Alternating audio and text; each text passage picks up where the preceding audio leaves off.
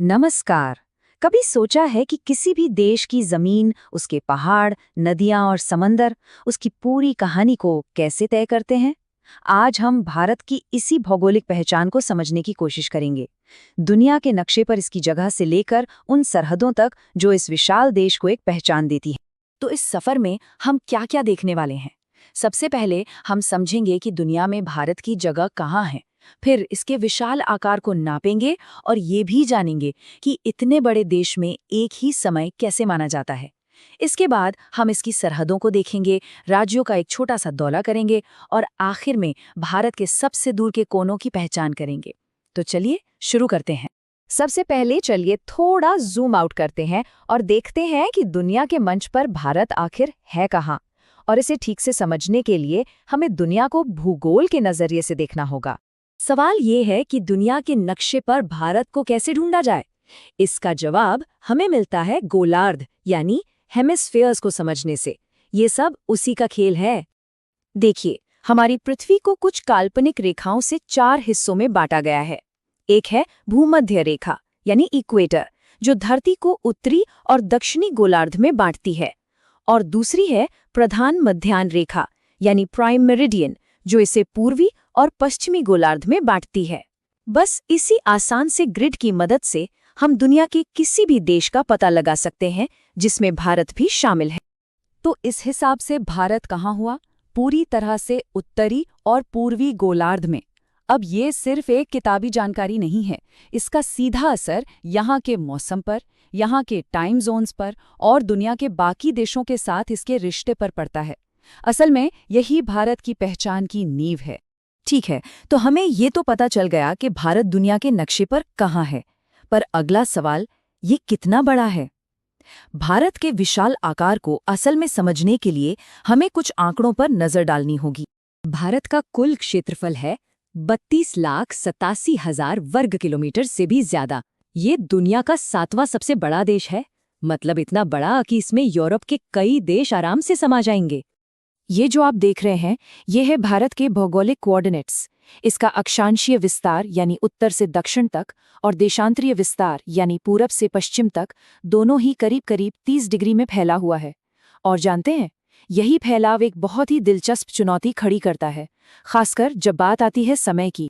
इतना विशाल देश तो जाहिर है चुनौतियां भी बड़ी होंगी, और सबसे बड़ी चुनौतियों में से एक है पूरे देश का टाइम एक जैसा कैसे रखा जाए। जब देश के एक कोने से दूसरे कोने के बीच इतना फासला हो, तो पूरे देश को एक ही घड़ी पर कैसे चलाया जा सकता है? जरा सोचिए, देश के एक कोने अरुणाचल प्रदेश में सुबह के 4 बजे सूरज निकल आया है। वहीं दूसरी तरफ गुजरात में अभी भी रात का अंधेरा है और लोग सो रहे हैं। इन दोनों जगहों के बीच लगभग 2 घंटे का फर्क है।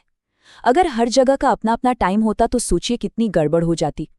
तो भारत ने इस मुश्किल को कैसे हल किया? इसका जवाब है भारतीय मानक समय यानी इंडियन स्टैंडर्ड टाइम।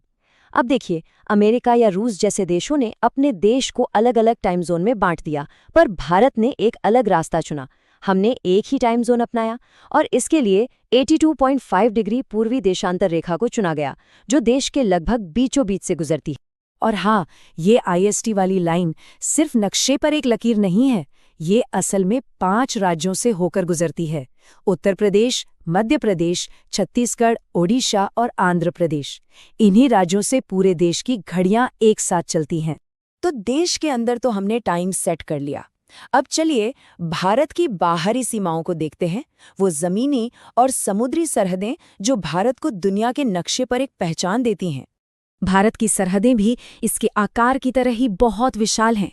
इसकी जमीनी सीमा जो कई पड़ोसी देशों से मिलती है, वो 15,000 किलोमीटर से भी ज्यादा लंबी है। और अगर हम इसकी समुद्री सीमा की बात करें, द्वीपों को मिलाकर, तो वो 7,500 किलोमीटर से भी ज्यादा है, जो इसे हिंद महासागर में एक बड़ी समुद्री ताकत बनाती है। भारत की ये जो सरहदें हैं ना, इनके पीछे कई ऐतिहासिक कहानियां हैं, जैसे रेड क्लिफ रेखा जो बंटवारे के समय खींची गई थी, भारत और पाकिस्तान को अलग करती है। फिर उत्तर पूर्व में है मैकमोहन रेखा जो चीन के साथ हमारी सीमा है, और डुरंड रेखा जो अब पाकिस्तान और अफगानिस्तान के बीच है, वो कभी ब्रिटिश भारत की सरहद हुआ करती थी। तो ये सिर्फ लकीरें नहीं है, ये इतिहास और आज की भू राजनीति की कहानी कहती है। अच्छा, बाहरी सीमाओं की बात हो गई। अब जरा देश के अंदर चलते हैं और देखते हैं कि यहाँ राज्य कैसे बसे हुए हैं और एक दूसरे से और अपने पड़ोसियों से कैसे जुड़े हैं। क्या आपको पता है कि भारत के किस राज्य की समुद्री सीमा सबसे लंबी है? वो है गुजरात। इसकी तटरेखा करीब 1600 किलोमीटर लंबी है और इसी वजह से ये भारत के समुद्री व्यापार का एक बहुत बड़ा सेंटर है। और अब जमीन की बात करें तो एक राज्य है जो सबसे ज्यादा राज्यों से घिरा हुआ है। वो है उत्तर प्रदेश, जिसकी सीमाएं 8 अलग-अलग राज्यों से मिलती हैं, किसी भी और राज्य से ज्यादा। और शायद यही वजह है कि यह हमेशा से भारत के राजनीतिक और सांस्कृतिक जीवन का केंद्र रहा है। अब कुछ राज्य ऐसे भी हैं जिनकी लोकेशन बहुत ही ज्यादा स्ट्रेटेजिक है, जैसे जम्मू एंड कश्मीर, जो पाकिस्तान, अफगानिस्तान और चीन से जुड़ा है। फिर है सिक्किम, जो नेपाल, चीन और भूटान के बीच में है। और पश्चिम बंगाल, जिसकी सीमाएं नेपाल, भूटान और बांग्लादेश तीनों से लगती हैं। ये राज्य हमारी सुरक्षा और कूटनीति के लिए बहुत ही अहम है। चलिए अब इस सफर के आखिरी पड़ाव पर चलते हैं और भारत के चारों कोनों यानी इसके सबसे उत्तरी, दक्षिणी, पूर्वी और पश्चिमी पॉइंट्स को जानते हैं। अच्छा, अगर मैं पूछूं कि भारत का सबसे दक्षिणी छोर कौन सा है, तो ज्यादातर लोग कहेंगे कन्याकुमारी, और वो गलत भी नहीं है। पर ये सिर्फ मुख्य भूमि का आखिरी सिरा है।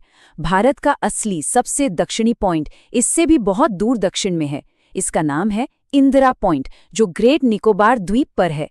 ये छोटी सी बात भारत को दक्षिण पूर्व एशिया के दरवाजे पर ला खड़ा करती है। तो हमने देखा कि भारत का भूगोल सिर्फ नक्शे पर बनी लकीरें और कुछ आंकड़े नहीं हैं। ये यहाँ के मौसम, समय, सरहदों और दुनिया में इसकी जगह को तय करता है। ये इसकी ताकत भी है और चुनौती भी। तो सवाल ये उठता है कि आने वाले वक्त में भारत अपने इस अनोखे भूगोल का इस्तेमाल करके इस बदलती दुनिया में अपनी कहानी